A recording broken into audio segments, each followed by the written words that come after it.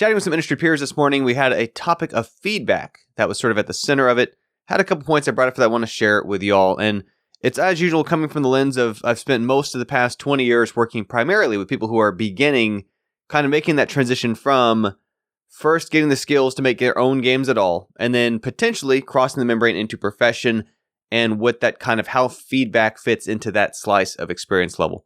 And the first place it comes up, and this is one that I'm not necessarily saying is a good thing so much as acknowledging the shape of the universe and helping us understand why it happens the way it does. There's a point of frustration often when people are submitting their applications to work at different places they'd like to be, and they're not getting feedback that they wish they were from hiring managers, from whether it's for their art portfolio, their sound portfolio, their writing, their code, etc.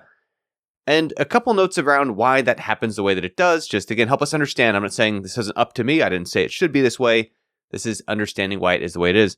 One reason is that, right, giving actually good, actionable, good feedback that you can improve from is work. It takes work. Teaching is work. It's part of why in a university setting, in home team, etc., you're paying someone to provide, paying attention to you, your context, understanding your goals that you're trying to do with stuff.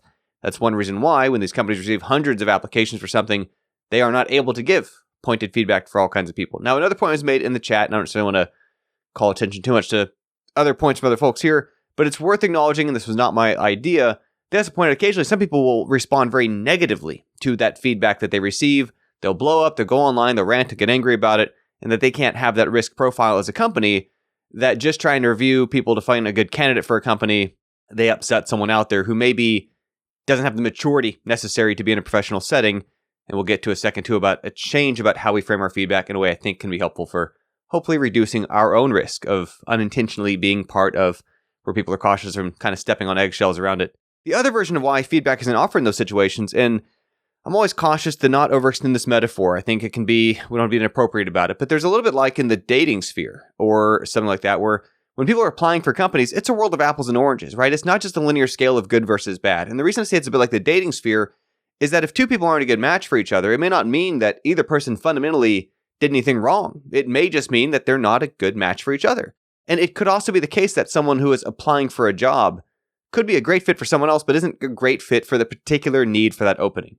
Some people want someone who's more sort of takes initiative. Some people want someone who's willing to kind of work more under the direction of others. Some people want people who are strengths in different areas, aspects, human side, soft skills, hard skills, etc.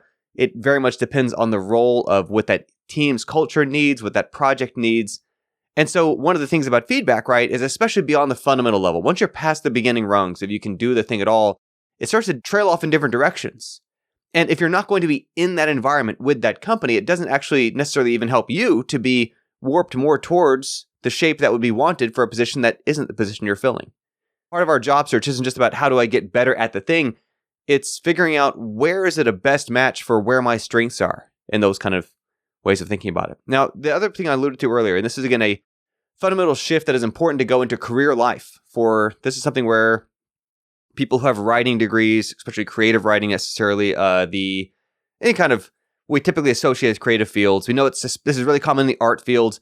They have critique as a major part of the work that they do. And that means that as part of their educational pipeline training pathway, they routinely are getting kind of 360, maybe a few different peers, if nothing else from the instructor in front of everyone else about kind of tearing down in a way, and there's different ways and attitudes people do about this, that helps them kind of practice being on the receiving end of how to interpret that feedback, how to respond to that feedback, how to be constructive about it, how to not be overly defensive about it, that I've often seen lacking, unfortunately, in the way that a lot of people I work with tend to come from an engineering, programming kind of background or mindset. Occasionally there's game design types, but again, designers typically are more likely to have the critique experience.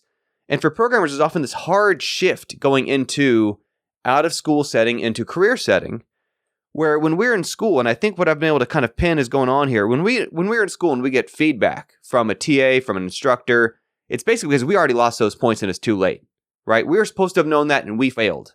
We got it wrong. We're getting 87%, it's not going to get better. Right? We got a 70% on the quiz, too late. And we have to shift that thinking from that to our workplace, or also this is true in graduate school. They just need it to be as good as it can be from the shared knowledge of people in that workplace, from the more senior people who might be reviewing code, from your peers who might be giving you feedback on something. They might even not necessarily, depends, know more than you, but they know different things than you, right? And so we want to find the union of that Venn diagram, the combined benefit of everyone's knowledge there to do the best thing they can for the customers, for the marketplace, for their objectives, for the boss who's several tiers up. Whatever way we're looking at who our stakeholders are trying to please, it becomes a matter of how can we combine our knowledge. It doesn't mean you did anything wrong. It means that that's part of the process. This is the thing that benefited me in grad school and my grad advisors, Dr. Brian McGurko, when I was writing a research paper for submission to some games academic journal, and he would give feedback notes on it. It wasn't that I did something wrong. It's that this is the process we do to get the best paper we can by helping call attention to where it might be able to improve. Our goal collectively is to do the best job we can of this. I did the things that I knew from kind of efficiently. And then part of that process is building in potentially some corrective feedback from other folks who might be more senior, or if nothing else, just know different things than we do. And then we all benefit as a team. We take on the mentality of that's an okay part of the process. It's not tearing each other down and being negative. May even help serve us in the long run for the way we're trying to be. And a thing I think about this often is I got some feedback early on in my career, early on in my academic career too, of essentially some higher level up who's just saying, basically, you can do better than this, bring it back to when you've done better than you have so far. And it wasn't very specific actionable feedback, but in some ways that was actually more useful for me because it challenged me to figure out for my own sense, what does better mean?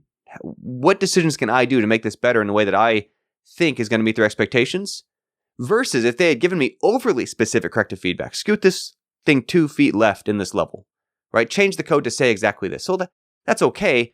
But that might actually build in me a feeling of dependence of I need to read their mind to do exactly what they want me to do. And I'm also going to be able to surprise them with something that they may actually find is a different approach to solving an issue or concern that they raised. Feedback is a complicated thing. It's part of the soft skills that we have as people working amongst each other. It is also one of the reasons why, in part of my teaching approach with Home Team Game Dev, it is something that is not something everybody necessarily feels like they have to be signed up for. We have people in our community who are just doing stuff for fun. Think of Bob Ross Energy. They make pixel art, they make music, they make levels, they make code because it's enjoyable and they're not stressing about feedback. Other people are very much there for their portfolio development to try to improve their odds, whatever their odds may be, increase the chances they can get where they're going. And for those, that's part of why we have trainers and myself who can provide feedback if asked to on the things that they're doing in the context of real projects, not in some isolated theoretical example. Anyway, that's back to why I've designed my approach in Home Team Game Dev the way I have. It's open for anybody to apply. If you want to join us, check it out at hometeamgamedev.com. And if nothing else, I hope that if you're coming into these kind of environments, not just home team, school, career places, etc., you keep in mind that note about how we want to shift our thinking from the way school treated our feedback to the way it needs to be in the adult life of we all just want to do the best job we can together, and how can we combine our knowledge as part of the process helps us get over some of our hangups about asking for help, right? It's not cheating. It is leveraging our collective knowledge. We all know different things. We all know we can help each other out collectively. And then it encourages you in turn to give feedback to your peers without feeling like, oh, they don't want critique, right? Am I picking at them? If they are trying to level up professionally in the portfolio, etc., then you can be doing them a favor to give them not necessarily corrective, but what you see that isn't the same as what they saw. Anyway, that's it for the day. Thanks always for tuning in. I'll catch you all another day. Bye for now.